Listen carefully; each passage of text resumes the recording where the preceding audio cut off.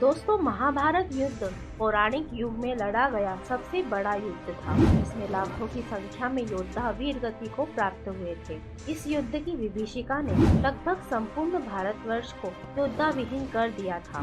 कुरुक्षेत्र में भाग लेने वाले सभी योद्धा पुरुष थे। लेकिन दोस्तों, क्या आपने कभी सोचा है कि युद्ध के बाद वीर गति को प्राप्त हुए इन सैनिकों की पत्नियों का क्या हुआ? नहीं जानते? तो आइए मिलकर जानते हैं क्या हुआ था महाभारत युद्ध की विधवाओं का।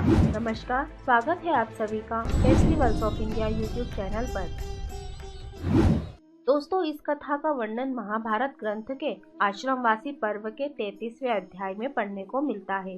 कथा के अनुसार महाभारत युद्ध के पश्चात पांडु पुत्र युधिष्ठिर का हस्तिनापुर के नरेश के रूप में राज्याभिषेक हुआ। उसके पश्चात पांचों पांडव राजकाज के साथ साथ अपने ज्येष्ठ पिता धृतराष्ट्र, बड़ी माँ गांधारी और माता कुंती की दिन रात सेवा किया करते थे। पांडवों की सेवा से धृतराष्ट्र और गांधारी धीरे धीरे अपने पुत्रों के शोक से बाहर आ गए। इसी तरह 15 वर्ष का समय बीत गया। तब एक दिन धृतराष्ट्र ने युधिष्ठिर से कहा, हे युधिष्ठिर, अब हम अपना बचा हुआ जीवन वन में बिताना चाहते हैं, इसीलिए हमें जाने की आज्ञा दो। अपने ज्येष्ठ पिता की बातों को सुनकर युधिष्ठिर दुखी हो गए, परंतु विदुर के समझाने पर उन्होंने धृतराष्ट्र सहित गांधारी, माता कुंती और विदुर को वन जाने की आज्ञा दे दी। उसके अगले दिन धृतराष्ट्र, गांधारी, कुंती, विदुर और संजय सन्यासी का रूप धारण कर वन को प्रस्थान कर गए। उसके पश्चात पांचों पांडव अब हर समय अपने प्रजा की सेवा में लगे रहते। पांडवों की सेवा से हस्तिनापुर की प्रजा तो खुशहाल थी, लेकिन युद्ध में विधवा हुई इसमें अक्सर रोया करती थी, पर इसका आभास अपने राजा को न होने देती। कुछ समय पश्चात एक दिन पांडवों में सबसे छोटे सहदेव को माता कुंती से मिलने की इच्छा हुई। सहदेव ने अपनी इच्छा को शेष चारों पांडवों से जाकर कहा। सहदेव की बातें सुनकर शेष तीनों पांडव भीम, अर्जुन, नकुल और उनकी पत्नियों के मन में भी माता कुंती से मिलने की इच्छा जागृत हो उठी। यह देख हस्तिनापुर नरेश युधिष्ठिर ने वन जाने के लिए आवश्यक तैयारियां करने का आदेश दे दिया। अगले दिन पांचों पांडव द्रौपदी के साथ वन की ओर चल पड़े। यह देख हस्तिनापुर के निवासी भी उनके साथ साथ चल पड़े। उन लोगों में वो विधवा स्त्रियां भी थी जिनके पति महाभारत के युद्ध में वीर गति को प्राप्त हुए थे। वन पहुंचकर पांचों पांडव उस आश्रम में गए जहां धृतराष्ट्र और कुंती सभी निवास कर रहे थे। बाकी के हस्तिनापुर निवासी ने उसी आश्रम के आसपास अपने रहने की व्यवस्था कर ली। कुछ दिन पश्चात एक दिन महर्षि वेदव्यास उस आश्रम में पांडवों से मिलने आए, परंतु वहां महर्षि वेदव्यास ने देखा कि पांडव सहित हस्तिनापुर के सभी निवासी भी युद्ध में मारे गए अपने परिजनों के शोक में डूबे हुए हैं। यह देख महर्षि वेदव्यास ने सभी से कहा कि आप लोग युद्ध में वीर गति को प्राप्त हुए अपने परिजनों का शोक मत करिए।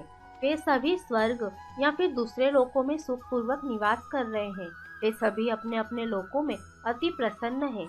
परंतु महर्षि वेदव्यास के इन कथनों से भी उन लोगों का शोक दूर नहीं हुआ।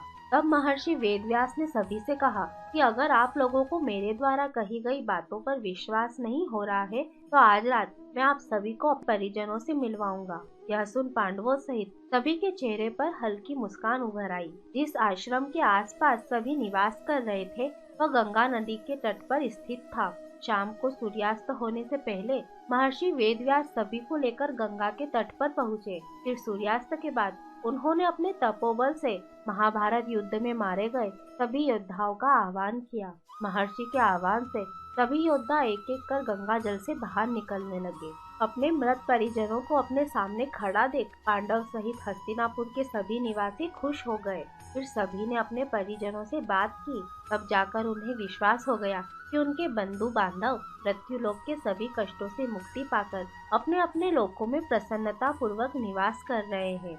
तत्पश्चात सभी के मन में जो अपने परिजनों के लिए शोक व्याप्त था वह समाप्त हो गया। कुछ समय बाद युद्ध में मारे गए योद्धा एक एक कर गंगा जल में डुबकी लगाकर अदृश्य होने लगे। यह देख महर्षि वेदव्यास ने विधवा स्त्रियों से कहा कि जो स्त्री अपने पति के साथ उनके लोक जाना चाहती है वह गंगा के इस पवित्र जल में अपना जीवन त्याग कर जा सकती है।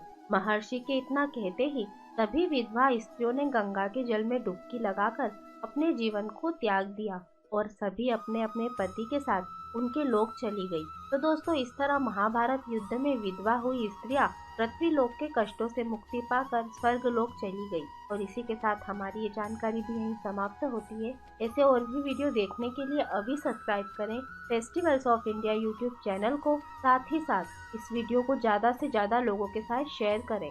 हमारे इस वीडियो को अंत तक देखने के लिए धन्यवाद।